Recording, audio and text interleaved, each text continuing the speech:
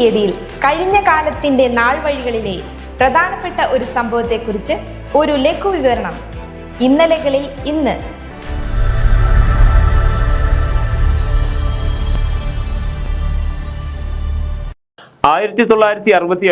March 27 റഷ്യയിലെ മോസ്കോയ്ക്കടുത്ത് വെച്ച് MiG-15 എന്ന ഒരു ചെറുയുദ്ധവിമാനം പരിശീലന പറക്കലിനിടയിൽ തകർന്നു വീണ് അതിലുണ്ടായിരുന്ന രണ്ടുപേരും മരിക്കുന്നു. അതിലൊരാൾ യൂറി അലക്സേവിച്ച് ഗഗാറിൻ എന്ന യൂറി ഗഗാറിൻ ആയിരുന്നു.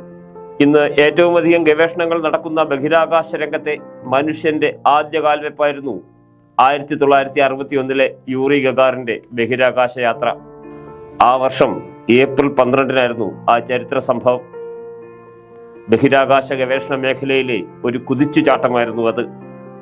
സോവിയറ്റ് യൂണിയനിലെ ഗക്സദിനടുത്ത് ഒരു കർഷക കുടുംബത്തിലായിരുന്നു ഗഗാറിൻ ജനിച്ചത്.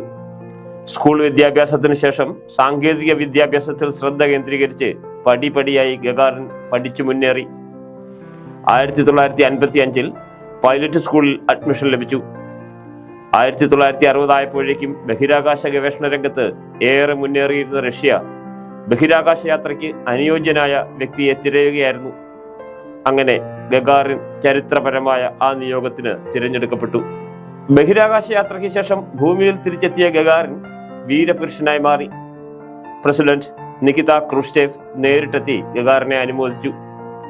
1968 മാർച്ച് 27 ഒരു പരിശീലന പറക്കലിന്റെ ഭാഗമായി MiG-15 എന്ന ചെറുയുദ്ധവിമാനം പറപ്പിക്കവേ യന്ത്ര തകരാറ് മൂലം വിമാനം തകർന്ന് അദ്ദേഹം മരണപ്പെട്ടു.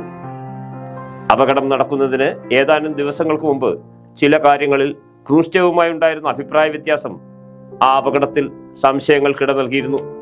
ചാന്ദ്ര പര്യവേഷണങ്ങൾ ഉൾപ്പെടെ അന്താരാഷ്ട്ര ബഹിരാകാശ നിലയവും ചൊവ്വ പര്യവേഷണങ്ങളുമൊക്കെയായി നാം പിന്നെയും ബഹുദൂരം മുന്നോട്ട് പോയി. എങ്കിലും പ്രപഞ്ചത്തിലെ ഒന്നാം കൊളംബസ് എന്നറിയപ്പെടുന്ന മാനവരാശിയുടെ അഭിമാനം കേവലം 34 വയസ്സിൽ നമ്മെ വിട്ടുപിരിഞ്ഞിട്ട് ഇന്നേക്ക് 57 വർഷങ്ങൾ. ഭൂമിയെ ആദ്യമായി ഭ്രമണം ചെയ്ത മനുഷ്യനെ യൂറി ഗഗാറിനെ നമുക്ക് അഭിമാനത്തോടെ ഓർക്കാം.